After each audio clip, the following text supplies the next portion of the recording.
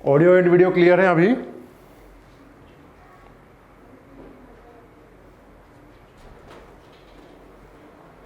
Okay Mayank, clear है ना? Okay. Subject है आपका नया सर्वेइंग, तो जो व्यापम के हिसाब से इंपॉर्टेंट है आपका, इसमें आपके 9 से 12 नंबर के क्वेश्चंस बनेंगे, 9 से 12 नंबर के क्वेश्चंस बनेंगे, तो ये ध्यान रखिए आप। और बिल्कुल सिंपल सा सब्जेक्ट है, बेसिक सा सब्जेक्ट है। डायरेक्ट हम स्टार्ट करते हैं कि सर्वेइंग क्या है। तो surveying is the science of determining the relative position of points on above and below the earth surface. मतलब कोई सा भी मेजरमेंट करना, एक पॉइंट के रिफरेंस में दूसरे पॉइंट की पोजीशंस बताना।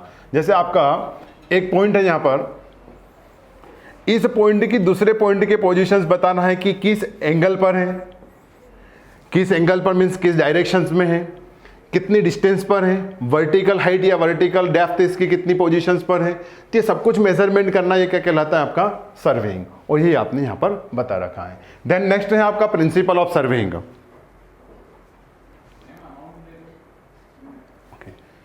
प्रिंसिपल ऑफ सर्वेइंग मतलब किस पर वर्क करता है। प्रिंसिपल मीन्स आप किसके लिए कर रहे हो या इसका सिद्धांत क्या है। तो सर्वेइंग का प्रिंसिपल क्या है सभी को पता है आपको। फर्स्ट प्रिंसिपल है इसका कि always work from whole to the part. मतलब जो आप वर्क करते हैं उसमें आपका जो सर्वे एरिया है उसको पूरा आप सिलेक्ट करेंगे एंड देन फिर आप उसमें फ्रैक्शन वाइज या पार्ट वाइज आप सर्वे करते जाएंगे। चेन सर्वे करना है, कंपास सर्वे करना है, जो मेजरमेंट करना है, मतलब जितनी बाउंड्री का आपको सर्वे करना है वो पहले सिलेक्ट करेंगे, देन फिर आप उसका सर्वे करते हैं। That's your to work from whole to the part. Second principle आपका है, ये मैथ्स का प्रिंसिपल है। क्या है मैथ्स का? To locate a new point we have minimum 2 measurement. मतलब आपको अगर किसी पॉइंट से रिलेटेड कोई तीसरा पॉइंट रिप्रेजेंट करना हो तो आपको कम से कम 2 मेजरमेंट पता होना चाहिए। वो दोनों एंगुलर हो सकते हैं, दोनों लीनियर मेजरमेंट हो सकते हैं, एक लीनियर और एक एंगुलर मेजरमेंट भी हो सकता है। कैसे? जैसे कि ये पॉइंट P है और ये पॉइंट Q है, इन दोनों पॉइंट के बीच की आपको डिस्टेंस पता है। अब आपको जो P और R है इनके बीच की डिस्टेंस पता है। अब आपको क्या करना है कि जो Q से R पॉइंट है आपका, इसकी डिस्टेंस पता करना है। तो बिल्कुल आप मैथ्स के कंसेप्ट बता सकते हो। अगर आपको यह डिस्टेंस पता है, यह डिस्टेंस पता है, तो आप इजीली फाइंड आउट कर सकते हो। तो to locate a new point we have required minimum 2 positions या 2 मेजरमेंट। अब ये एंगुलर भी हो सकते हैं कि जैसे आपको ये पॉइंट है आपका P और दूसरा पॉइंट है Q, इनके बीच का एंगल पता है आपको, क्लियर है। और ये जो R की डिस्टेंस है मतलब PR, ये डिस्टेंस पता नहीं है आपको। आपको सिर्फ क्या पता है, P से Q तक की डिस्टेंस पता है और दूसरा आपको PQ से PR के बीच में जो एंगल थीटा बन रहा है वो एंगल पता है।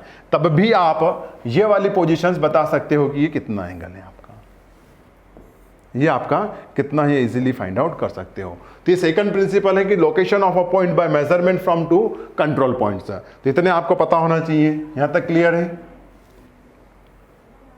तो ये आपने यहां पर मेजरमेंट लिख रखा है और ये आपको यहां पर एज अ एग्जांपल के फॉर्म में बताया गया है कि can be plotted by swinging the 2 arc the same scale. This principle is used in chain surveying. Generally आप ये चेन सर्वेइंग में प्रिंसिपल यूज करते हैं। यहाँ पर जैसे आपको कोई सा पॉइंट पोजीशंस पता था कि आर कैन बी प्लॉटेड, अगर आपको अल्फा पता हो, PQ पता है और आर आपने प्लॉट कर दिया है, क्लियर है। नेक्स्ट है आपका मोस्ट इंपोर्टेंट, जहां से आपके क्वेश्चन बन सकता है, क्लासिफिकेशन ऑफ सर्वेइंग, कि सर्वेइंग कितने टाइप के होते हैं। तो जनरली तो आपका 2 ही टाइप का होता है।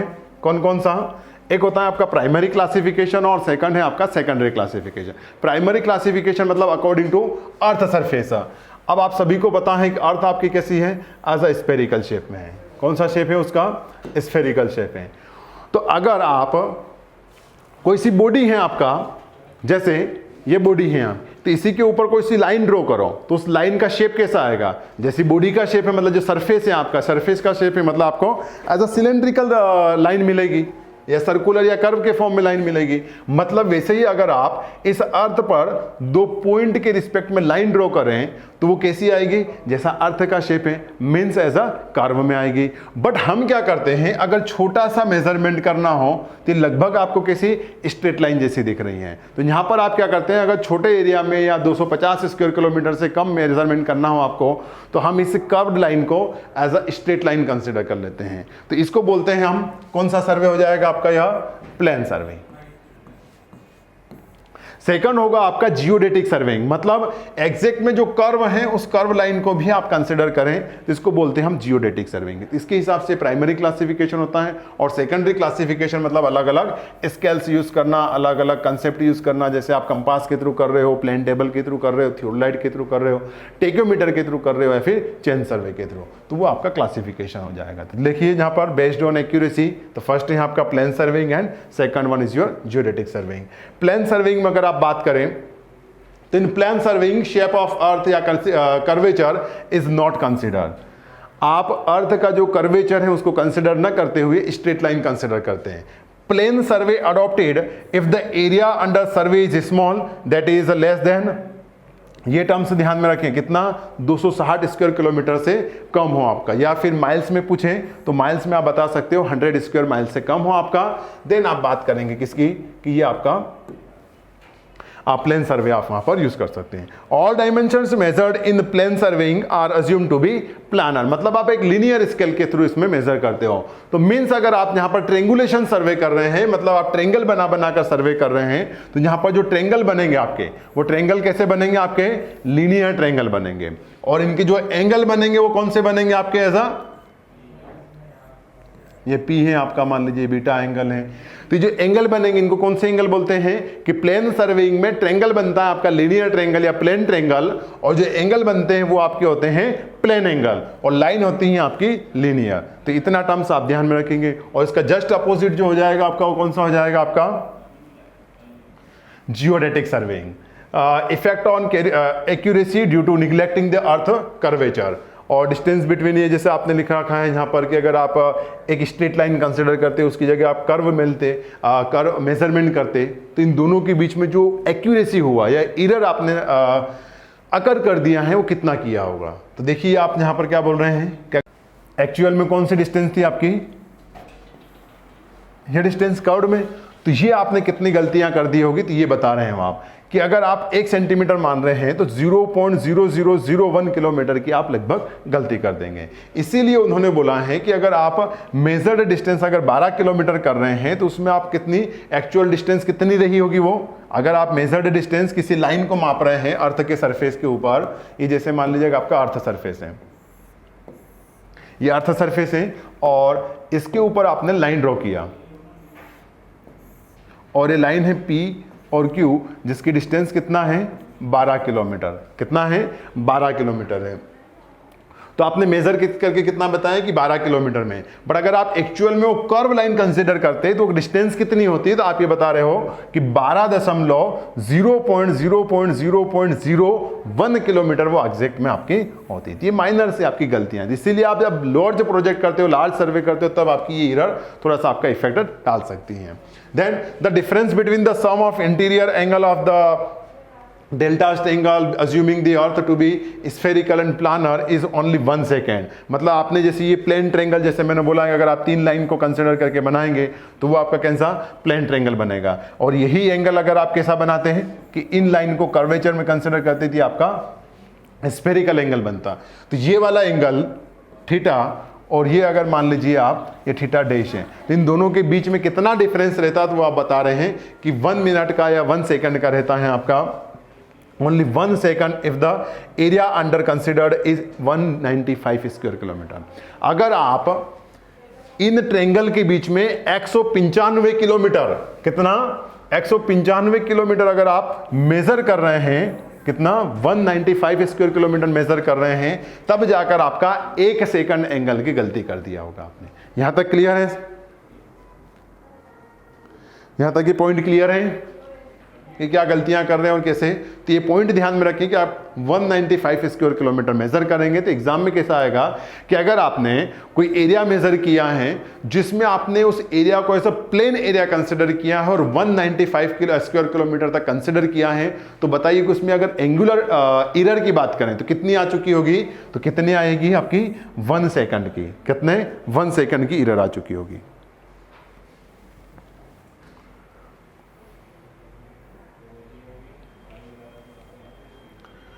नेक्स्ट है जियोडेटिक सर्वेइंग। तो इसमें क्या करेंगे आप, curvature of earth is considered, आप अर्थ का कर्वेचर क्या करेंगे, कंसिडर कर देंगे यहां पर। दिस सेकंड बात करें हम तो this is generally adopted when the area under survey is larger than 260 square kilometre, कितना हो आपका 260 स्क्वायर किलोमीटर से ज्यादा हो। अब आप जैसे आपका डाउट आ सकता है कि कभी कभी आपने एग्जाम में 250 स्क्वायर किलोमीटर भी देखा है, तो ऑप्शन में अगर 240, 250, 260 हो तब जाकर आपको 260 पर क्लिक करना है, पर ऑप्शन में आपको कहीं पर भी 260 नहीं दिख रहा है, सिर्फ 250 दिख रहा है, तब जाकर आपको 250 स्क्वायर पर अगर साथ में आ रहे हैं आपकी कि आपका 260 भी हो 250 भी है, तो इन दोनों में से आपको सिर्फ 260 पर क्लिक करना है। The accuracy on the measurement is found to be more in the case of geodetic survey, तो वो तो यहीं से आपका, क्योंकि यहाँ पर अर्थ का कर्वेचर आप कंसिडर कर रहे हैं। कुछ नोट के पॉइंट की बात ध्यान रख लें आप कि in civil engineering the shape of earth is considered as a spherical but in real it is oblate shape. Oblate मतलब जो गेंद होती है ना जिसके ऊपर आप जैसे बैठ जाओ तो वो कैसी हो जाएगी, जैसे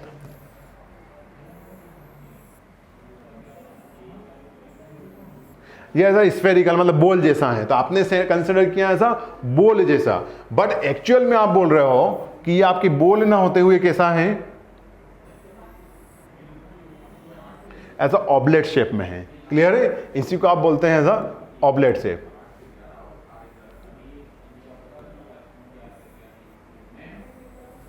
ये ऑब्लेट शेप में होती है। तो आपने बोला है कि मैं सिविल इंजीनियरिंग सर्वे में एज ए स्फेरिकल मतलब बॉल जैसी कंसिडर करते हैं, बट एक्चुअल में वो ऑब्लेट शेप होता है। तो ये भी ध्यान रखें कि अर्थ का शेप कैसा है, ऑब्लेट है। ये आ चुका है एग्जाम में एक बार क्वेश्चन आपका कि अर्थ का एक्चुअल या रियल शेप कैसा है, ऑब्लेट है, but in civil engineering we consider as spherical या बॉल शेप में आप कंसिडर करते हो।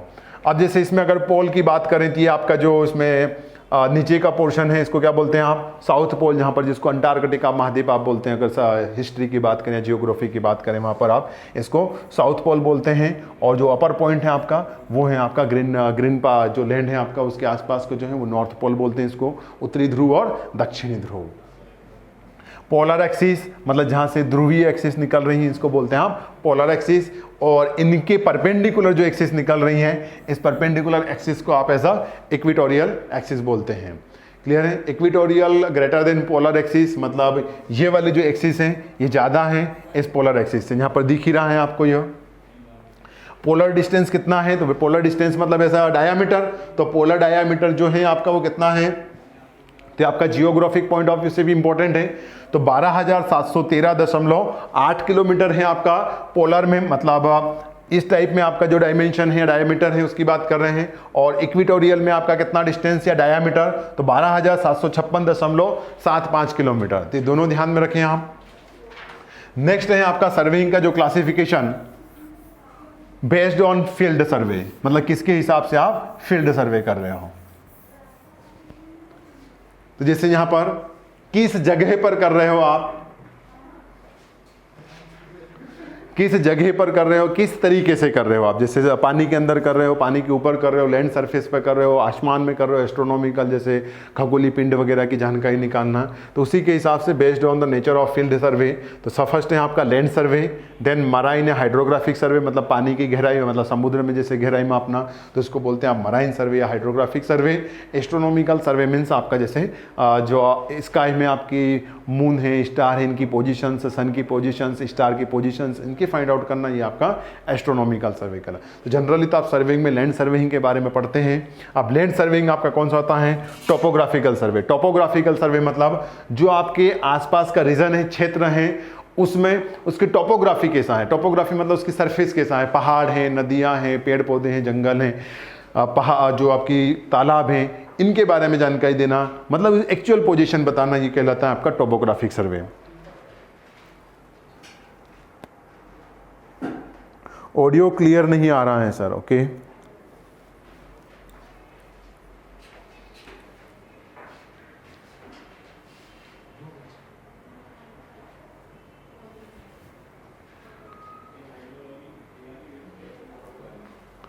ऑडियो क्लियर नहीं हो रहा है। अभी क्लियर है?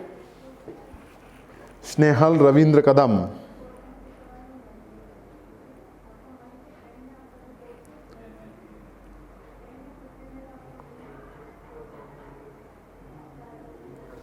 Everything have audio clear? Audio clear है आपको? Yes, okay. तो हम पढ़ रहे हैं जैसे कि आपका जो लैंड टोपोग्राफिक सर्वे थी क्लियर ही है आपको। देन बीच में कोई डाउट आते जाए कि ये टर्म्स आपको समझ में नहीं आई है, फिर से पूछना है या फिर से जानना है, तो हम बता सकते हैं। तो आप कमेंट कर दें कि ये टर्म्स फिर से बताइए, बाकी हम पढ़ रहे हैं। तो टोपोग्राफी। नेक्स्ट कैडेस्ट्रियल सर्वे। कैडेस्ट्रियल सर्वे मतलब आपने जैसे कोई प्लॉट लिया है, ज़मीन खरीदी है, तो उसकी बाउंड्री फिक्स करना। क्या करना आपको? बाउंड्री फिक्स करना है, ताकि कोई आपकी बाउंड्री के अंदर ना आए। ये प्लॉट है आपका, इसकी बाउंड्री फिक्स करना। तो ये कहलाता है कि बाउंड्री मतलब कि यहाँ तक मेरा पॉइंट है, ये मेरी जगह है, ये आपकी जगह है, ये आपकी जगह है, ये आपकी जगह है। तो ये सारे जो पॉइंट फिक्स कर देना, ये कहलाता है कैडेस्ट्रियल सर्वे। तो कैडेस्ट्रियल सर्वे बाउंड्री फिक्स करने के लिए, स्टेट बाउंड्री फिक्स करने के लिए, कंट्री बाउंड्री फिक्स करने के लिए भी आप इसका यूज़ करते हो।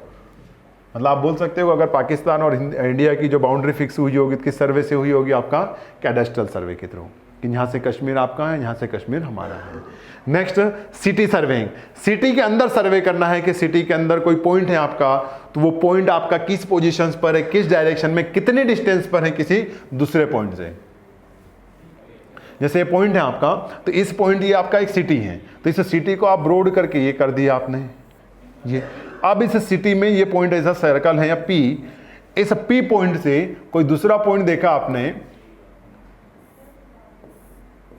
ये आर, तो ये किस डिस्टेंस पर है, किस पोजीशंस पर है, साथ ही साथ इस सिटी में कहां पर रिवर्स है, कहां पर पॉन्ड है, स्कूल कहां पर है, कॉलेज कहां पर है, हॉस्पिटल कहां पर है, टेंपल्स कहां पर है, मॉस्क कहां पर है, मंदिर कहां पर है, मस्जिद कहां पर है, सारी पोजीशंस बताना किसी सिटी के अंदर की, मतलब सिटी की डिटेल फाइंड आउट करना या बताना, वो क्या कहलाएगा? आपका city survey.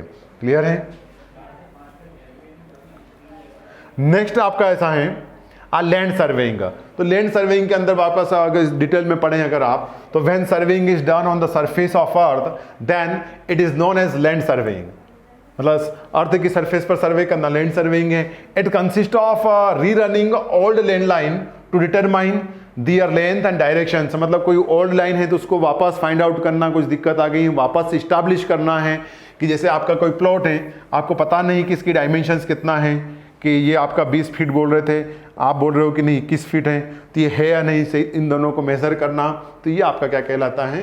Land surveying. It can also be classified in 3 categories.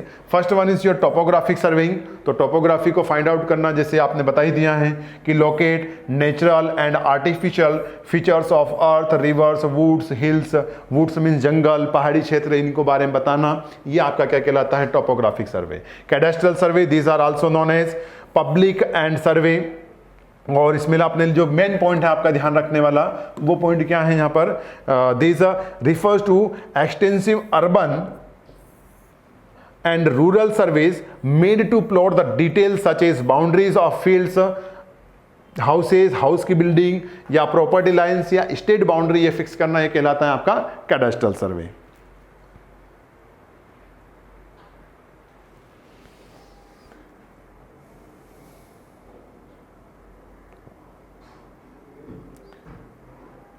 पुस्तकला शेंदे, sound ही नहीं आ रहा है, तो आप अपने एक बार मोबाइल का साउंड चेक करें। हो सकता है कि आपका ऑडियो बंद हो या फिर साइलेंट कर रखा हो आपने मोबाइल, क्योंकि यहाँ पर अगर सभी स्टूडेंट्स को क्लियर हैं तो आपके मोबाइल में प्रॉब्लम हो सकती है कि आपने साउंड ऑफ कर रखा हो, साइलेंट कर रखा हो, तो इसके कारण प्रॉब्लम आ सकती है।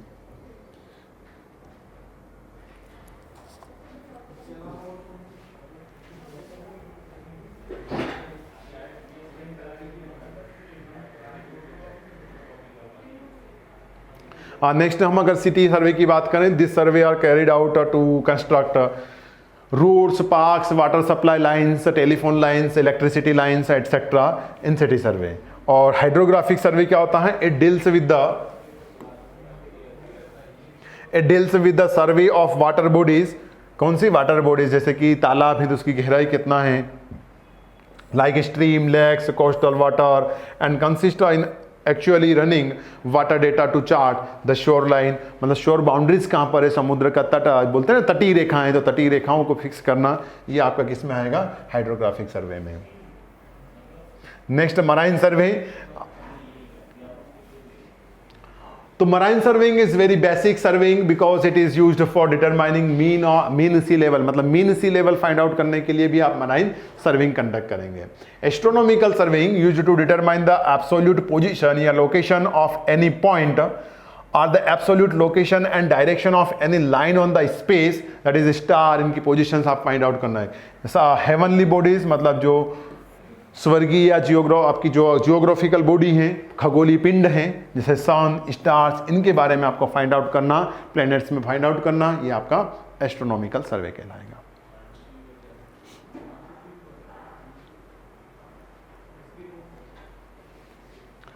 Based on purpose of surveying.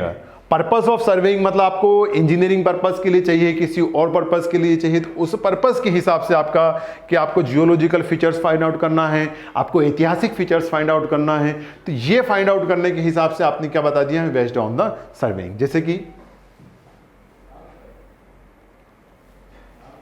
Engineering survey which are done to provide sufficient data. Engineering survey में क्या करेंगे? सर्वेइंग मतलब जो एक तरह से आपका engineering features, road, building, hospital, इनके बारे में डिटेल में बताना, ये आपका क्या कहलाता है? Engineering survey. Survey which are done to provide sufficient data for the design of engineering projects such as highway, railway, water supply, sewage disposal, reservoir, bridge, etc. are known as engineering purpose, that are known as engineering survey. It consists of topographic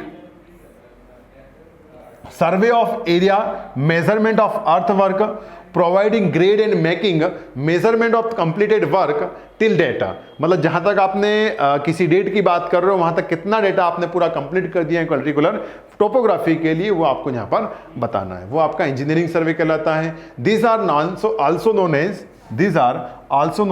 construction survey। These are also known as construction survey।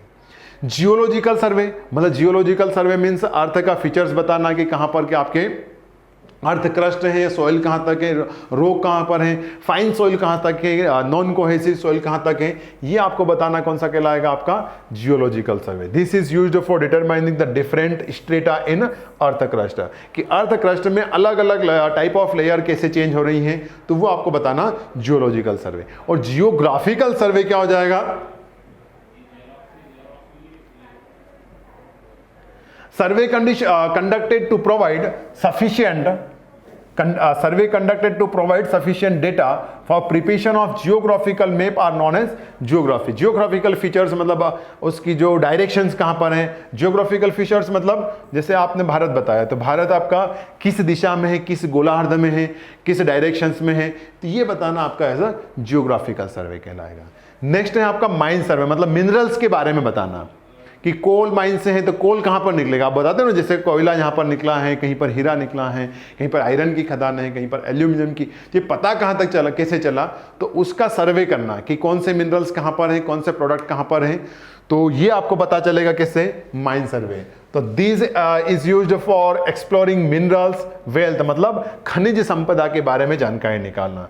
In this both surface and underground survey are required. इसमें आप surface का भी और underground surface दोनों का भी सर्वे करते हो। सर्वेइंग में पढ़ाई है आपने कि on the surface, below the surface and above the surface जो सर्वे करते हैं उसी को आप सर्वेइंग बोलते हैं। आप मेजरमेंट करना, वही आपका सर्वेइंग। नेक्स्ट आर्कियोलॉजिकल सर्वे। आर्कियोलॉजिकल सर्वे मतलब पुरातत्व विभाग वाले जो सर्वे करेंगे, तो वो क्या फाइंड आउट करके बता देंगे आपको? वो आपको ये फाइंड आउट करके बताएंगे कि जो ऐतिहासिक चीजें हैं वो कहाँ पर है। जैसे खजुराहो बताया आपने, हड़प्पा सभ्यता, तो इनकी जो खोज हुई है या इनका जो सर्वे हुआ है वो कैसे फाइंड आउट हुए हैं, इस आर्कियोलॉजिकल सर्वे के through. Prepare map of ancient data या स्ट्रक्चर्स, जैसे like used for unearthing relics antiquity, जैसे आपका ताजमहल है या जो भी आपका जैसे कुछ दब गए हैं, जैसे आप बोलते हो ना कभी सर्वे करके कि आज यहाँ पर ये मूर्तियाँ निकली हैं, तो मूर्तियाँ किसके थ्रू निकली हैं, आर्कियोलॉजिकल सर्वे के थ्रू। मतलब आपने जहाँ पर कुछ माइनिंग किया होगा तो वहाँ पर वो सर्वे किया तो वहाँ पर वो फाइंड आउट होगा। फाइंड समथिंग बाय डिगिंग या relics an object that has survived from past, मतलब पास्ट हिस्ट्री के थ्रू आप देखना कि हाँ इस जगह पर ऐसा हो सकता है। रिलिक्स मतलब क्या होता है, an object that has served from past data, मतलब पास्ट हिस्टोरिकल डेटा में बता रहा है कि इस अर्थ के इस पॉइंट पर यहाँ पर कुछ हो सकता है, तो यहाँ पर आकर आपका सर्वे करना ये क्या कहलाता है, रिलिक्स। एंटिक्विटी क्या होता है, टाइम बिफोर मिडल एज, मतलब कुछ आधी समय होने के बाद या मध्याह्न होने के बाद, उसमें यहाँ पर मध्याह्न मतलब जो उसका टोटल कॉल है, जो इतना हिस्ट्री था उसका, उस समय के बीच में कहीं पर आप सर्वे कर रहे हैं तो वो आपका एंटिक्विटी कहला। तो मेन तो आपका आर्कियोलॉजिकल सर्वे ही है कि किसके लिए करते हैं, ये आपको ध्यान में होना चाहिए कि पुरातत्व या ऐतिहासिक चीज़ों के बारे में जानकारी निकालना कि कौन सी चीज़ कहाँ पर हो सकती है। नेक्स्ट ना आपका मिलिट्री सर्वे, मतलब डिफेंस से रिलेटेड डेटा फाइंड आउट करना कि डिफेंस के बंकर्स कहाँ पर हैं, डिफेंस की जो ब्रिजेस आ रहे हैं, डिफेंस रोड, मतलब जो भी आपका जिसको आप बोलते हैं BRO बॉर्डर रोड ऑर्गेनाइजेशंस, तो इनके बारे में फाइंड आउट करना, ये आपका मिलिट्री, मतलब military related data find out करना, एक स्टेट की या दूसरी कंट्री की, इस कंट्री से क्या बाउंड्री है, कहाँ पर किसका रीजन लाई करता है, ये आपका मिलिट्री सर्वे में आता है। This is used for determining points of strategic importance, मतलब आपके देश के हित में जो बातें हों, जो एक डिफेंस से रिलेटेड, वो फाइंड आउट करना मिलिट्री सर्वे। देन रिकॉग्नाइजेशन सर्वे, जैसे आपके लैंड सर्वे की क्लासिफिकेशन है, जो आपका रिकॉग्नाइजेशन सर्वे होगा उसका क्लासिफिकेशन है, आपका लैंड सर्वे का सब क्लासिफिकेशन है। क्या होता है, a visit is made to the site, एक अप्रोक्सीमेट देखना कि यहाँ से रूट हो सकता है आपका फाइनल, जैसे रास्ता निकालना है आपको, तो जैसे कि visit is made to the site and all the relevant importance is collected. ये पॉइंट है आपके, इन दोनों पॉइंट के बीच में आपको रोड बनाना है। क्या बनाना है आपको, रोड बनाना है, तो ये आपने रोड बनाया। अब जरूरी क्या है कि आपका यही रोड बनेगा, आप यहां से भी जा सकते थे,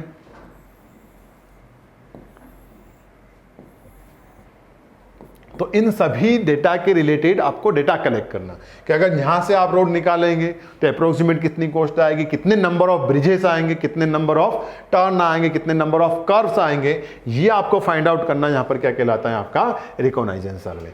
A visit is made to the site and all the relevant information is collected. It includes collection of existing map of the area, मतलब आपके पास अगर पुराने मैप हो उससे रिलेटेड तो वो भी आप यूज कर सकते हैं। Incorporating the details of the area if missing by conducting rough survey, मतलब एक रफ सर्वे करना है अगर आपका कुछ डेटा मिस हो चुका है तो। Next, based on the instrument, तो ये तो आपके लिए इंपॉर्टेंट है ही सही, क्योंकि आगे इन्हीं चैप्टर्स को हमको डिटेल में कंसिडर करना है, आगे हमको इन्हीं को डिटेल में कंसिडर करना है। फर्स्ट है आपका ऐसा चेन सर्वेइंग, मतलब चेन के थ्रू या टेप के थ्रू आपका लिनियर मेजरमेंट करना, वो क्या कहलाता है आपका चेन सर्वेइंग। देन थियोडोलाइट आपका मतलब ऐसा टेलीस्कोप है, थोड़ा सा उसमें एडवांस टेक्नोलॉजी उपयोग करते हुए, मतलब स्केल, वर्नियर स्केल फिटिंग करने के बाद वो आपका क्या बन जाता है ऐसा थियोडोलाइट। ये PDF आपको जल्दी ही मिल जाएगी, ग्रुप पर शेयर कर दी जाएगी आपको सर्विंग की, तो अभी आप सिर्फ नोट डाउन कर लीजिए थोड़ा सा जो मेन पॉइंट है आपका वो, या स्क्रीनशॉट भी ले सकते हैं आप, बाकी आपको ग्रुप पर शेयर कर दी जाएगी, ऐप पर भी अपलोड कर देंगे। थियोडोलाइट सर्वे कुछ नहीं है आपका टेलीस्कोप मीन्स दूरदर्शी, तो उसके साथ साथ में आपका क्या है प्लेन स्केल और वर्नियर स्केल भी आपका फिटेड रहता है, ताकि आप उससे एंगुलर मेजरमेंट और वर्टिकल मेजरमेंट भी आप कर पाए। देन कंपास सर्वे, मतलब डायरेक्शन जो फाइंड आउट करना है वो थ्रू कंपास करना हो। थ्रू कंपास मीन्स आपका ऐसा मैग्नेटिक निडल के थ्रू, मैग्नेटिक निडल के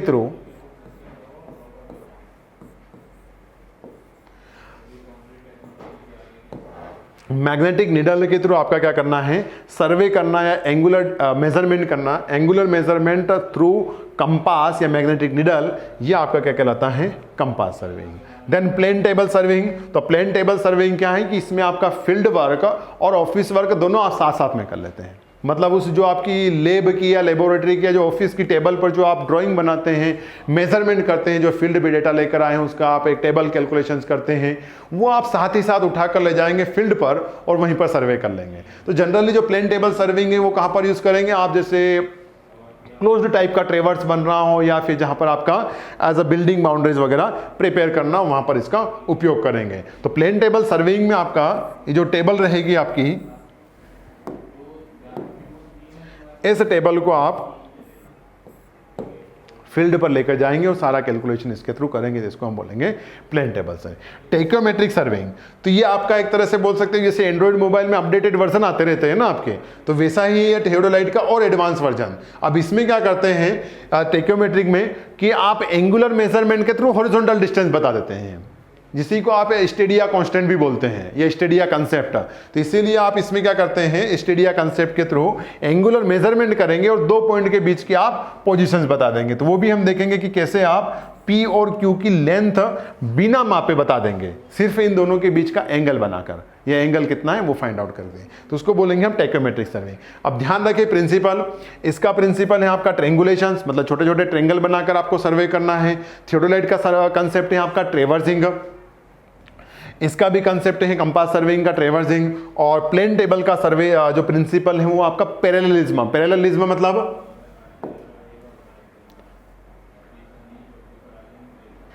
जो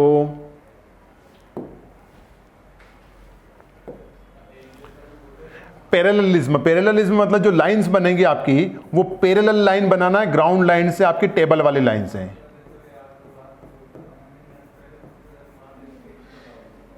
ये टेबल है आपका, इस टेबल पर आपने जैसे पॉइंट ए मार्क किया, जस्ट इसके नीचे आपका यहां पर क्या रहा होगा, कैपिटल ए पॉइंट। इस पॉइंट से ये पॉइंट है आपका बी, तो इन दोनों के बीच के जो रेज आए वो आपका कैसा दिखना चाहिए, आपकी ऐसा पैरेलल लाइंस होना चाहिए।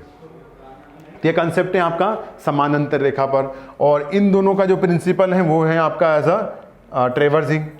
ट्रेवर्सिंग मतलब होता है number of connected lines, number of connected line with bearings या with angles is known as traversing। और हाँ ठीक है, अगर इसमें bearing टर्म्स आई है और एंगल टर्म्स आया है तो आप ये बताइए कि एंगल और bearing एक ही टर्म्स हैं या अलग अलग हैं। एंगल और bearing ये दोनों टर्म्स एक ही होती हैं या अलग अलग होती हैं, बाकी हम जब कंपास सर्वे स्टार्ट करेंगे तब हम देख लेंगे। तो एंगल और bearing एक ही टर्म्स हैं या अलग अलग हैं, ये आपको बताना है। नेक्स्ट जो चेन सर्वेइंग है, इसका प्रिंसिपल है आपका ऐसा ट्रेंगुलेशन।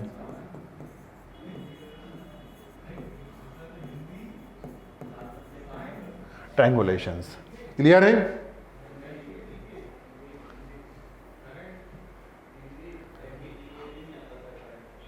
अब ये ट्रायंगुलेशन सर्वे या प्रिंसिपल वही बात कर रहा है कि in this the whole area is divided into series of triangles and then length of one side of triangles and all included angle are measured. Included angle मतलब आपके दोनों एंगल इंटीरियर और एक्सटीरियर दोनों आप मेजर कर सकते हो, तो वो है आपका प्रिंसिपल ट्रायंगुलेशन। इसमें आप नंबर ऑफ ट्रायंगल्स में आप सर्वे को डिवाइड कर देते हैं। ये जैसे आपका प्लॉट्स हैं,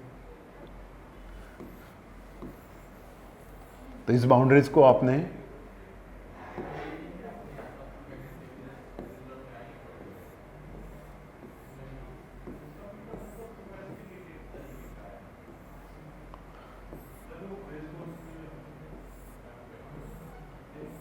ये जैसे आपने नंबर ऑफ ट्रायंगल्स में सर्वे को डिवाइड, तो इसको बोलते हैं हम ट्रायंगुलेशन सर्वे। इसको क्या बोलते हैं गाइस, हम ट्रायंगुलेशन सर्वे। और ट्रेवर्स मतलब आपका इसमें एम रहता है कि ट्रायंगल बनाना नहीं है, बस आपको एक लाइन से दूसरी लाइन को विद एंगल्स कनेक्ट करते जाना है, तो इसको बोलते हैं आप ट्रेवर्स। Number of connected lines in series is called is your traverse. So in this the length and direction of all the sides are measured with the tape and angle measuring instruments like compass, theodolite, किसी के through आप angle measurement कर सकते हैं, तो उसको बोलते हैं हम ट्रेवर्सिंग। तो यहाँ तक क्लियर है। तो यहाँ पर क्या 1 सेंटीमीटर और कुछ यहाँ पर mm में स्केल है, अगर आपकी mm में आपका फ्रैक्शन से अगर, तो इसको आप मेजर कर सकते हैं, मतलब आप 1.25 सेंटीमीटर ऐसा रिप्रेजेंट कर सकते हैं। तो यहां पर ये टर्म्स क्या बता रही हैं आपको कि 1 सेंटीमीटर है और 25 mm है। क्लियर है? तो मतलब आप एक साथ में क्या कर सकते हो, दो मेजरमेंट कर सकते हो। ऐसी टाइप की स्केल को आप बोलते हैं प्लेन स्केल। अब यहां पर आपको mm का भी छोटा वाला पार्टीशन हो तो वो आप बता सकते हो क्या? नहीं बता सकते हो। तो इसलिए हम प्लेन स्केल में दो डायमेंशंस मेजर कर सकते हैं एक साथ में, मतलब जैसे mm सेंटीमीटर, मीटर सेंटीमीटर, इस टाइप की स्केल को क्या बोलते हैं आप? Plain scale. क्लियर है यह गाइज? नेक्स्ट जैसे अगर हम बात करें डायगोनल स्केल, तो डायगोनल स्केल आपने ईडी में पढ़ा होगा, इंजीनियरिंग ड्राइंग में। आपने उसमें इंजीनियरिंग ड्राइंग में आपने ऐसे स्केल बनाई होगी कि दो डायमेंशन आप यहां पर रिप्रेजेंट कर देते थे, जैसा अभी मैंने आपको बताया, और जो थर्ड डायमेंशन थी आपकी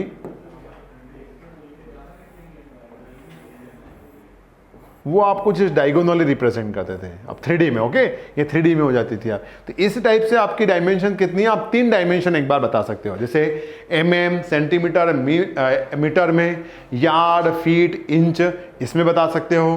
तो ये आपका डायगोनल स्केल कहलाती है, इसको बोलते हो आप एज अ 3 डायमेंशनल स्केल या फिर डायगोनल स्केल। नेक्स्ट होता है वर्नियर स्केल। तो ये वर्नियर स्केल क्या होती है?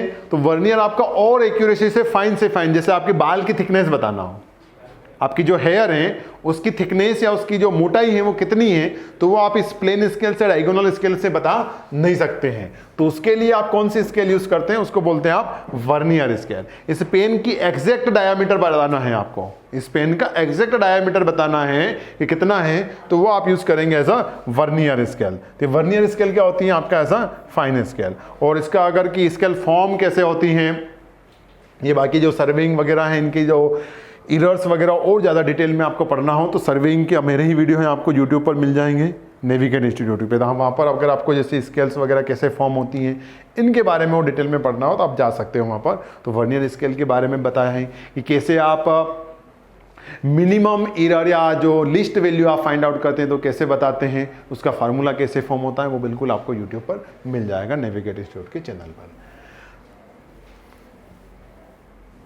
तो जो वर्नियर स्केल है वो और एक्यूरेसी से फाइंड आउट करने के लिए आप इसका यूज करते हो। स्केल ऑफ कोड्स, मतलब अगर आपको आर्क में लेंथ मेजर करना हो, ये आर्क में डायमेंशंस मेजर करना हो तो इसको बोलते हैं आप स्केल ऑफ कोड। और ये श्रंक स्केल तो आपका क्या है कि अगर जैसे आपने कोई पेपर यूज किया, उस पेपर पर आपने यहां पर मेजर करके लिखा है कि दोनों पॉइंट के बीच की जो दूरी है या दो पॉइंट है आपके, इन दोनों पे बीच की जो डिस्टेंस है वो आपका एज अ स्केल के थ्रू 20 सेंटीमीटर बताया। कितना बताया गाइस आपने? 20 सेंटीमीटर बताया। अब ये आपने लिख दिया यहां पर कि 20 सेंटीमीटर है। क्लियर है कि ये दोनों के बीच में या P और Q के बीच की जो दूरी है वो 20 सेंटीमीटर है। अब जब आपका ये 10 साल 20 साल ऐसे कुछ पॉइंट हो गए और उस टाइम पर ये कागज ऐसा था कुछ कि श्रिंक हो गया, सिकुड़ गया, मतलब इसकी डायमेंशन चारों तरफ से थोड़ी सी कम हो गई, और अब माप रहे हो आप तो ये आपको 19 सेंटीमीटर ही दिख रहा है। तो ये जो एरर आई है ये क्या बोला कहलाएगी आपकी श्रंक होना, कि वो कागज वगैरह आपका श्रिंक हो गया तो उसके कारण डायमेंशन डिस्टर्ब हो गई है। तो इसी डायमेंशंस के कारण जो एरर आती है उसको क्या बोलते हैं आप? Shrunk scale. तो आप यहां पर क्या करो कि फैक्टर लिख दो, मतलब साथ में स्केल भी मेंशन कर दे दिया जाता अगर कि जब आपके 10 साल पहले जब मैप बनाया था तो वहां पर आपने क्या कर दिया होता यहां पर कि इसकी स्केल लिख दिया होता कि मैंने जो P और Q के बीच में है या जो भी x सेंटीमीटर है, जो x सेंटीमीटर है उसके लिए जो यूज किया है वो आपका ग्राउंड पर 1 मीटर के बराबर है। तो भी अगर ये श्रिंक होता भी है या नहीं भी होता है तो कोई इफेक्ट नहीं पड़ेगा। तो मैप में क्या करते हैं जनरली आप फिर ये स्केल रिप्रेजेंट करने लग गए। क्लियर है कि ताकि श्रिंकेज ना हो आपका, या श्रिंक हो भी सही तो भी आपकी एरर तकलीफ न दे। तो अब जैसे यहाँ पर डिटेल में थोड़ा सा बता रखा है कि प्लेन स्केल क्या होती है, इस जैसे मैंने आपको बताया है कि 2 डायमेंशंस मेजर करती हैं only.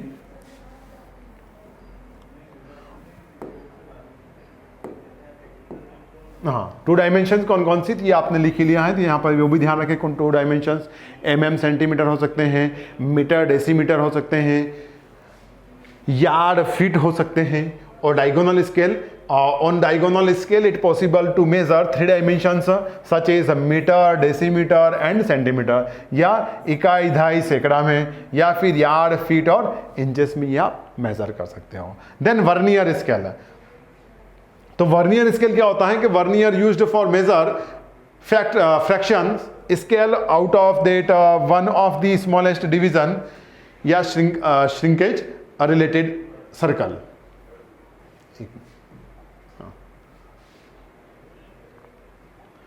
A device used for measuring the fractional part of one of the smallest division of graduated circle, मतलब कोई फाइन पार्टिकल है, जैसे आपको बताया कि आपकी हेयर की थिकनेस बताना है तो स्मॉलेस्ट डिविजन्स को भी आप यहाँ पर फाइंड आउट कर सकते हो। Vernier scale can also measure 3 dimension से 3 डायमेंशन मेजर कर सकती हैं। It usually consist of a small auxiliary scale which slides along sides of the main scale. इस वर्नियर के बारे में डिटेल से मैं अगर आपको जानना हो, इसके जो न्यूमेरिकल्स आते हैं वो भी आपको एसएससी जेईई या किसी के भी रिगार्डिंग अगर आपको देखना हो बेसिक से, तो आपको सारे यूट्यूब पर मिल जाएंगे नेविगेट इंस्टीट्यूट के चैनल पर, जहां पर मैंने सारा बताया है आपको कि कैसे कैसे आपकी स्केल फॉर्म होती है और उनसे क्वेश्चन कैसे बनते हैं। देन नेक्स्ट है, ये इंपॉर्टेंट है आपके लिए, least count of the vernier. तो लिस्ट काउंट ऑफ वर्नियर क्या होता है कि least count of the vernier equals to the difference between smallest division on main scale and smallest division on vernier scale. जो vernier scale होगी आपकी, उसका smallest division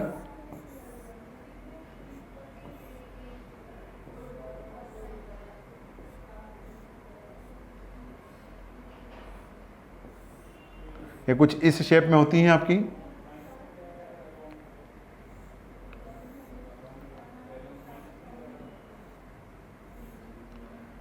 ये आउटर साइड मेजर करने के लिए और इनर साइड मेजर करने के लिए आप इसका यूज करते हैं।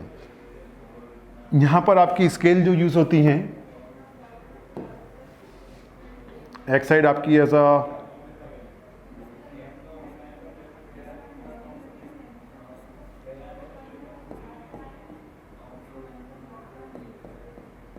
ये मेन स्केल रिप्रेजेंट होती हैं और दूसरे इसी के साथ में कुछ छोटे स्मॉल डिवीजन है, जैसे ये 1-1 mm के फ्रैक्शन हैं आपके, तो यहाँ पर होता तो 0 से ही स्टार्ट है आपका, बट इसकी जो फ्रैक्शंस होते हैं वो कुछ आपकी स्मॉल, मतलब इससे छोटे से थोड़े से होंगे, जैसे ये हैं।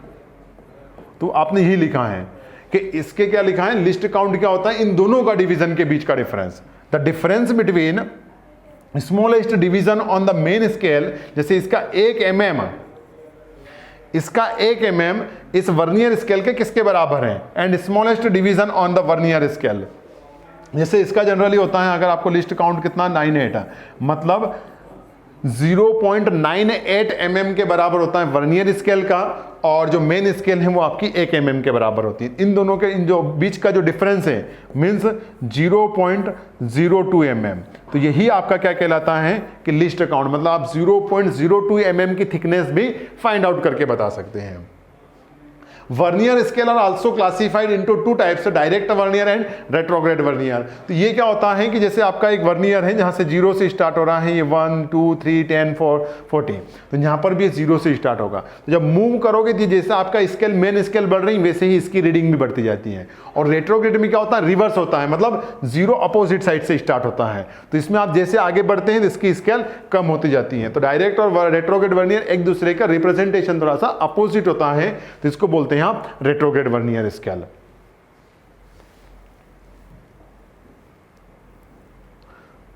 तो डायरेक्ट वर्नियर का और रेट्रोग्रेड वर्नियर का जो लिस्ट काउंट है वो आप ध्यान रखिए, उनके फार्मूले थोड़ा सा, जैसे डायरेक्ट वर्नियर इन vernier scale moves same direction. तो ये तो आपको बताई है कि जो मेन स्केल जैसे मूव करती है उसी डायरेक्शंस में आपकी वर्नियर स्केल भी मूव करती है, और इसके अपोजिट में मूव करती है उसको क्या बोलते हैं आप, रेट्रोग्रेड वर्नियर।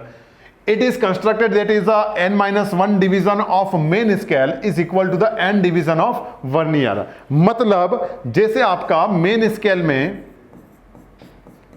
50 mm है, 50 mm, तो आप बोल रहे हो कि जो वर्नियर स्केल होगी उसमें 49 पार्ट्स ही, मतलब 49 mm मिलकर ही 50 पार्ट्स बना लेंगे। क्लियर है, क्योंकि आप क्या बोल रहे हो कि 50 mm मतलब 50 पार्ट्स, जो मेन स्केल हैं उसके कितने हैं, ये mm के कितने टुकड़े करेंगे आप, पार्ट्स करेंगे 50। तो आपके 50 mm बन जाएगा। आप ये बोल रहे हो कि जो वर्नियर स्केल होगी उसमें आपका कितना होगा, वो 50 पार्ट्स आपके 49 पार्ट्स के बराबर हो जाएंगे और वर्नियर के वो 50 टुकड़े हो जाएंगे, क्योंकि आपने बोला है कि यहाँ पर कितना 0.98 mm आप कंसिडर कर लेते हैं, मतलब उसका 1 mm और उसका 0.98 के हिसाब से आप कंसिडर। तो यहां पर क्या हो जाएगा, is equal to the N division of the vernier. तो यहां पर टोटल कितने हो जाएंगे, total number of divisions NV into n minus 1 into S. V क्या है, value of one smallest division of vernier, मतलब ये 0.98 की बात कर रहे हैं। तो ऐसे कितने हैं, तो आप बोल रहे हो कि 50, तो 50 इंटू 0.98 करेंगे तो आपको कितना मिलेगा, 49 mm। क्लियर है।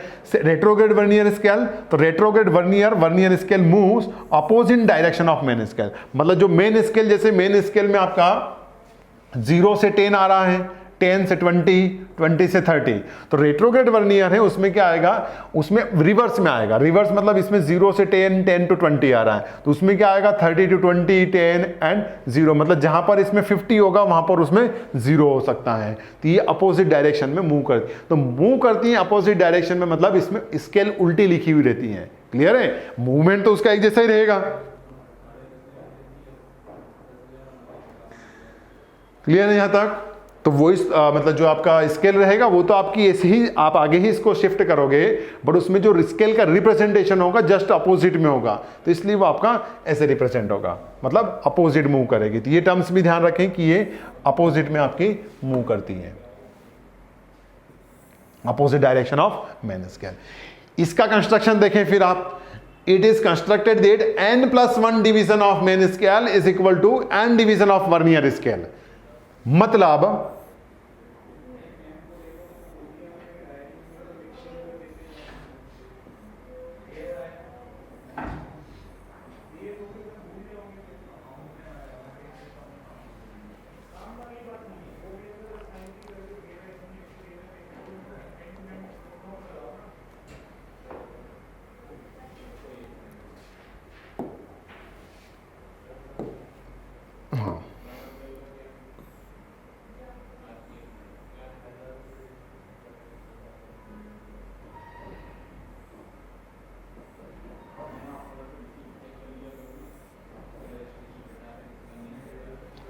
अब यहां पर जो रहेगा, यहां पर आप बोल रहे हो कि 0, ये 1, ये 2 और ऐसे मान लीजिए 50 आ गए। क्लियर है, तो ये है आपकी मेन स्केल। बट जो आपकी जो रेट्रोग्रेड वर्नियर में रहेगा, इसमें जो आपका फ्रैक्शंस रहेंगे उसमें आप ये बोल रहे हो कि इसका 0 से जैसे स्टार्ट हो रहा है या रिवर्स ऑर्डर में, यहाँ पर आपका 50 है मान ली, तो ये जो आपका खत्म होगा वो कहां पर होगा, n+1 डिवीजन, मतलब इसका 50+1 मतलब 51, और यहां पर देखेंगे तो आपको इसको 50 ही मिलेंगे। क्लियर है, इसके यहां पर आपको 50 मिलेंगे और ऊपर आपको कितना दिख रहा होगा, 51। तो यही आपने बोला है कि it is so constructed that n+1 division of main scale, मतलब n+1 division of main scale is equal to n division, मतलब इसके 51 पार्ट्स 50 के बराबर के लाएंगे। तो यहां पर फार्मूला भी सेम हो जाएगा और value of one smallest division. तो लिस्ट काउंट जो रहेगा, वो लिस्ट काउंट का फार्मूला देखिए, list count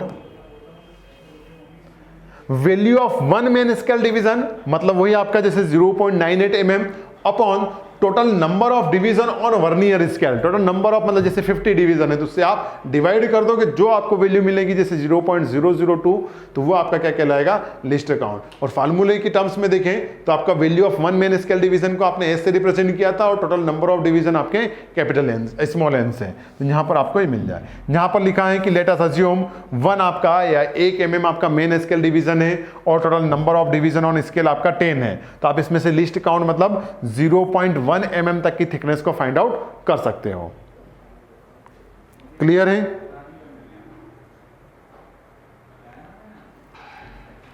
okay.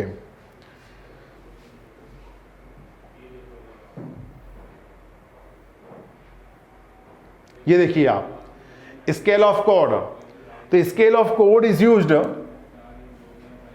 measure an angle is marked on either on rectangular protractor or on ordinary boxwood scale। मतलब एक तरह से आपको एंगुलर के थ्रू ये आर्क लेंथ फाइंड आउट करना है, एंगुलर मेजरमेंट के थ्रू ये आर्क लेंथ फाइंड करना है, इसी को क्या बोलते हैं हम, scale of chords. Next shrunk scale. तो shrunk scale is used to determine the contraction of paper, मतलब आपका पेपर जो है वो कॉन्ट्रैक्ट हो चुका है या श्रिंक हो चुका है, थोड़ा सा उसका डायमेंशन कम हो गया है। On which map or plan is plotted due to environmental conditions, मतलब क्लाइमेटिक कंडीशन चेंजेस हुई तो उसके कारण वो आपका पेपर की डायमेंशन कम हो चुकी है। तो श्रंक स्केल क्या होता है, तो ये तो यहां से आपके कितने फार्मूले बन जाएंगे। तो श्रंक स्केल जो होगा आपका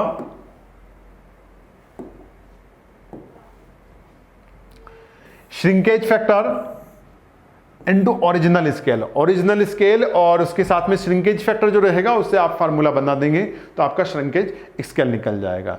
इसी से नंबर ऑफ फार्मूलेस बन जाते हैं और नंबर ऑफ जो भी क्वेश्चंस बनते हैं अगर ऑब्जेक्टिव आपके तो वो भी क्वेश्चन सोल्व हो जाते हैं। और एक आध क्वेश्चन जो आपके श्रिंकेज स्केल से, श्रिंकेज फैक्टर से और ओरिजिनल स्केल से जो अलग अलग वेरिएशंस पर क्वेश्चन आते हैं वो आपको नेविगेट इंस्टीट्यूट के चैनल यूट्यूब पर आपको बता जाएंगे, मतलब वहाँ पर हमने सोल्व करवा रखे हैं तो वहाँ पर आपको दिख जाएंगे। तो कुछ क्वेश्चन वहाँ से सोल्व आउट कर लें आप, ताकि आपको कंसेप्ट भी क्लियर हो जाए और न्यूमेरिकल आ जाएगा तो वो भी आपका काम हो जाएगा। जैसे श्रंक स्केल, तो यहाँ पर लिखा हुआ है shrinkage factor into original scale, तो इसी से फार्मूला बना लिया आपने। श्रिंकेज फैक्टर क्या हो जाएगा, यहाँ स्केल की जगह श्रिंकेज लेंथ और आपका ओरिजिनल लेंथ, तो ये फार्मूले एक ही याद रख लेंगे तो सारे फार्मूले आपके याद हो जाएंगे। श्रिंकेज फैक्टर क्या बन जाएगा, श्रिंकेज स्केल, तो यहाँ पर श्रिंकेज लेंथ, ओरिजिनल स्केल तो यहाँ पर ओरिजिनल लेंथ, तो ये आपका श्रिंकेज फैक्टर का फार्मूला बन जाएगा, जिससे आपको एक कंसेप्ट के थ्रू यहाँ पर एक क्वेश्चन बताया गया है कि एक प्लॉट था जिसकी आपके डायमेंशन 10 सेंटीमीटर पर श्रंक होकर आपकी 9.7 हो चुकी है। तो बताइए कि उसमें मेजरमेंट या श्रिंकेज स्केल क्या थी, श्रिंकेज फैक्टर क्या था आपका, तो ये आपको बताना है। तो आपने लिख लिया है जैसे कि 9.7 और 10 सेंटीमीटर उसकी स्केल थी। ओरिजिनल स्केल कितना थी, 1 सेंटीमीटर बराबर 5 मीटर, तो ये 1 सेंटीमीटर इक्वल टू 5 मीटर। इसका अगर आपने RF निकाला, RF मतलब होता है रिप्रेजेंटेटिव फ्रैक्शन, RF मतलब क्या होता है आपका रिप्रेजेंटेटिव फ्रैक्शन, और रिप्रेजेंटेटिव फ्रैक्शन मतलब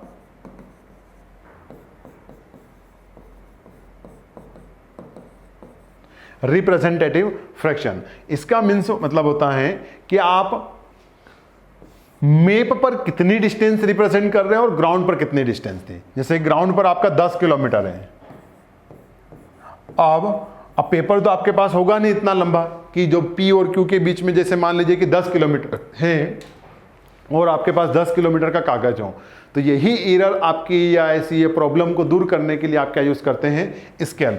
मतलब आपने बोल दिया है कि मैं 10 किलोमीटर को पेपर में क्या मानूंगा कि 1 मीटर या 1 सेंटीमीटर, कि जहां जहां पर आपको दिखेगा कि 10 किलोमीटर है तो उसकी जगह आप यूज कर लेंगे कि वो आपका कितना है, पेपर में आपका 1 मीटर, ग्राउंड पर आपका 10 किलोमीटर के बराबर है। इसी को आप बोलते हैं ग्राउंड डिस्टेंस, और ऊपर क्या हो जाएगा आपका मैप या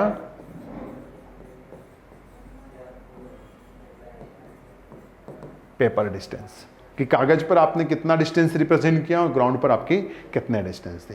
इन दोनों का रेशो ही आपका ये कहलाता है। यहाँ पर आपने यही बोल रहे हो कि ग्राउंड पर आपका 5 मीटर है तो उसको कागज में आप 1 सेंटीमीटर लिखोगे, क्योंकि आपके पास 5 मीटर लंबा तो कागज होगा नहीं या चौड़ा भी नहीं होगा आपका, तो इसलिए आपने ये यूज किया है कि 5 मीटर ग्राउंड पर है उसको मैंने 1 सेंटीमीटर लिखा है। तो RF निकाल लिया, तो RF आपका जनरली एक ही डायमेंशन में होता है। जैसे ऊपर आपका 1 सेंटीमीटर है तो ऊपर भी आपने नीचे भी आपने किस में कर दिया, 5 मीटर को सेंटीमीटर में, तो 100 से मल्टीप्लाई कर दिया तो ये आपका 500 सेंटीमीटर। तो आप मतलब ये भी बोल सकते हो कि ग्राउंड पर आपका जो 5 मीटर है वो कागज पे आपका कितना 1 सेंटीमीटर के बराबर है, या इसको आप ऐसा उल्टा भी बोल सकते हो कि 1 सेंटीमीटर बराबर 500 centimetre on ground.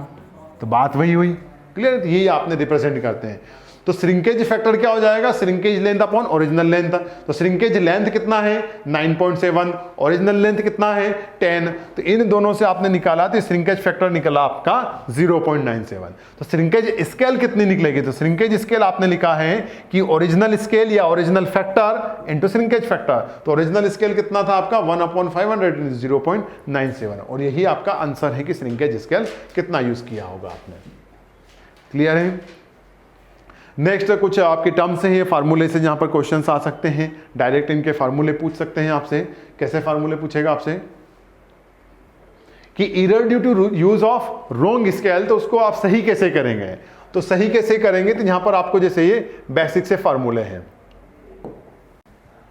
Actual length, तो आपका अगर एक्चुअल लेंथ निकालना हो, जो मेजर करके लाए हो वो आप किसी गलत स्केल से लेकर आ गए। गलत स्केल मतलब आपने जो लेंथ वगैरह जिस टेप से या जिस चेन से उपयोग किया उसकी डायमेंशन या तो कम थी या उसकी ज़्यादा थी, जो स्टैंडर्ड आपने बोला था। मतलब जो चेन आपका है 20 मीटर का, तो वो या तो मान लीजिए कि 19 मीटर का हो चुका है या 21 मीटर का हो चुका है, और उसको आप लेब से उठाकर फील्ड पर ले गए मेजरमेंट के लिए। अब मानोगे तो आप उसको 20 का ही, क्योंकि आपने बता रखा है कि 20 मीटर की चेन दे दो, तो 20 मीटर की जैसे ही आपको चेन दिया तो आपने क्या बोल दिया है कि 20 मीटर की। बट एग्जैक्ट में क्या हो सकती है, मतलब वो उसकी डायमेंशन या तो श्रिंक हो चुकी है या एक्सपांड हो चुकी है, तो 19 मीटर या 21 मीटर में कन्वर्ट हो चुकी, तो उसके कारण जो एरर हाई होगी वो आपको बाद में पता चली है। तो उसको सही करने का तरीका क्या है, तो actual length is equal to RF of wrong scale upon RF of correct scale into measure length. इसका दूसरा तरीका, अगर एक्चुअल एरिया निकालना हो तो इसका स्क्वायर कर देंगे, क्योंकि दोनों डायमेंशन में आप मेजर, इस एरिया मतलब क्या है,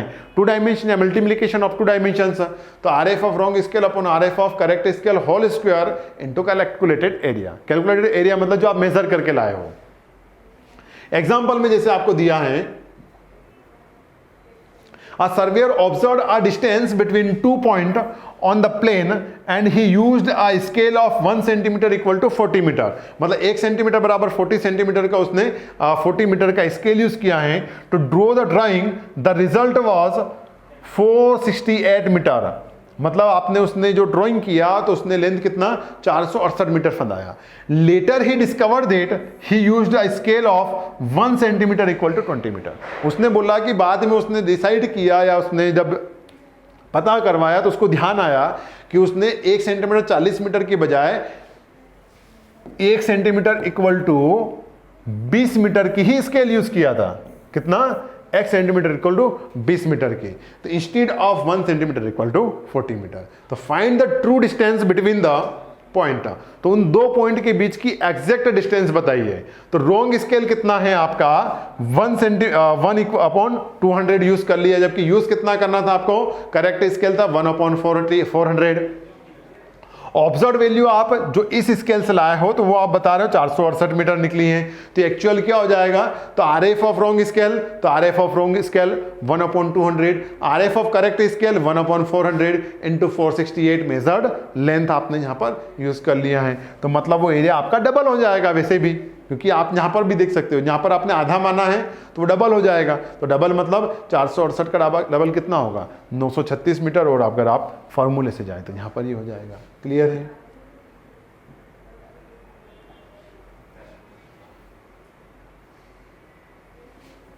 अब टाइप ऑफ पर्पस और उनके लिए ये आपकी व्यापम के हिसाब से इंपॉर्टेंट है कि यहाँ से एग्जाम में क्वेश्चन आते ही हैं। मतलब आपका 2 या 3 पेपर में अगर शिफ्ट में होता है तो एक शिफ्ट में इससे क्वेश्चन बन ही जाता है कि अप्रोक्सीमेट स्केल बताइए। और एसएससी में भी आ ही जाते हैं आपके। जैसे टाइप ऑफ पर्पस ऑफ सर्वे क्या है आपका, तो उसके लिए स्केल कितना यूज करते हैं और इसी स्केल को आपने RF में कन्वर्ट कर दिया है। जैसे टोपोग्राफिक सर्वे कर रहे हैं किसी का, तो बिल्डिंग साइट है आपका, किसका है, बिल्डिंग साइट या बिल्डिंग फीचर्स बता रहे हैं, तो वहां पर आप स्केल जनरली यूज करते हैं। अगर आपको पता नहीं है तो आप कितना यूज करेंगे, कितना यूज करेंगे आप 1 सेंटीमीटर इक्वल टू 10 मीटर और लेस, मतलब 1 सेंटीमीटर बराबर 10 मीटर या उससे कम की स्केल आप यूज करेंगे। और उसी को अगर आप किस में यूज करना चाहें, RF में, तो RF में मतलब क्या होता है, सेम डायमेंशन में रिप्रेजेंट करना। स्केल में स्केल और RF में इतना ही डिफरेंस है कि स्केल में आप कैसे लिखते हैं,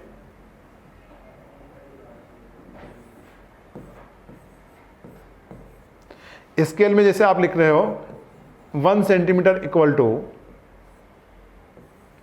10 मीटर, तो इसी को आपको RF में करना है तो इसमें क्या करते हैं, आप विदाउट डायमेंशन लिखते हैं और सेम डायमेंशन में वैल्यू लिखते हैं। अगर जैसे फीट में है तो दोनों को फीट में, इंच में है तो दोनों को इंच में, सेंटीमीटर है तो दोनों को सेंटीमीटर में आप रिप्रेजेंट करें। तो मतलब 1 सेंटीमीटर है तो इसको आप लिखेंगे 1 और इसी को आप लिख देंगे, आप 1 मीटर में 100 मीटर सेंटीमीटर होते हैं तो आप 100 से मल्टीप्लाई। तो ये और ये स्केल आपका मैग्नीट्यूड के टर्म्स में या स्केल के रिप्रेजेंटेशन के टर्म्स से एक जैसी है। तो 1/1000 आर लेस आपका RF होगा। दूसरा, अगर टोपोग्राफी का आप टाउन प्लानिंग रिजर्वोयर के लिए कर रहे हैं कि मतलब आप सिटी को डेवलप करना चाहते हैं या तालाब बनाना चाहते हैं, तो उसके लिए कर रहे हैं, तो उसके लिए आप यूज करेंगे 1 सेंटीमीटर इक्वल टू 50 मीटर या फिर 100 मीटर, मतलब 1 सेंटीमीटर से 50 मीटर तक की स्केल यूज करेंगे और 1 सेंटीमीटर से 100 मीटर, इनके बीच की कोई सी भी स्केल आप जनरली यूज कर सकते हैं। और RF में कन्वर्ट करेंगे तो 100 से मल्टीप्लाई करते जाएं आप, 1/5000, 1/10,000। नेक्स्ट, लोकेशन सर्वे, किसी आसपास की सिटी का आपको सर्वे करना है, लोकेशंस फाइंड आउट करना है कि एक पॉइंट दूसरे पॉइंट से कैसे रिलेट करना है, तो वहां पर आप यूज करते हैं 1 सेंटीमीटर या 1 centimetre equal to 50 metre to 200 metre के बीच की स्केल अडॉप्ट कर सकते हैं। वापस वही 100 से मल्टीप्लाई किया तो 1/5000 टू 20,000 के बीच की आप स्केल या RF यूज कर सकते हैं। स्मॉल स्केल टोपोग्राफिक मैप अगर आपको बताना है तो वहां पर 1 centimetre equal to 0.25 kilometre to 2.5 kilometre तक की स्केल आप यूज कर लेते हैं। क्लियर है? और RF के टर्म्स में बात करें तो आपका वही हो जाएगा 1/25,000 टू 1/250,000 के बीच की RF यूज कर सकते हैं। ये कब था? जब टोपोग्राफिक सर्वे करें। नेक्स्ट, अगर आपका कैडेस्ट्रल मैप हो, मतलब बाउंड्री फिक्स करना हो, तो उस टाइम पर आपका कितना हो जाएगा? तो उस टाइम पर आपका जो हो जाएगा factor 1 centimetre equal to 0.05 kilometre. कितना हो जाएगा? 1 centimetre equal to 0.05 kilometre.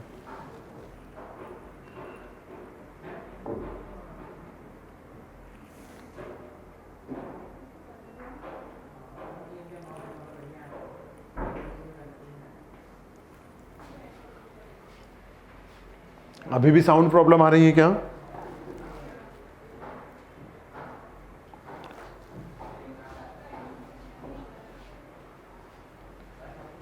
One centimetre equal to 5 metre to 0.5 kilometre और RF इसका हो जाएगा 1/500 टू 5000।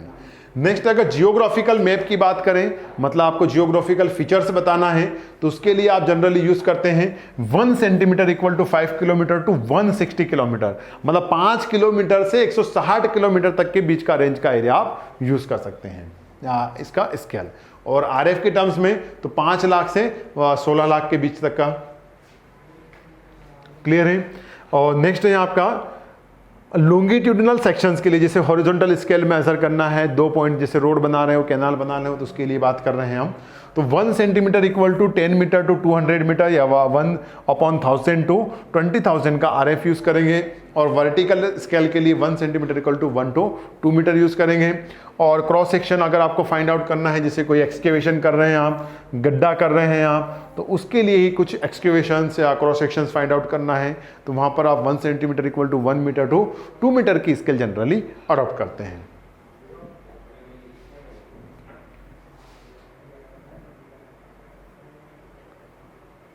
नेक्स्ट,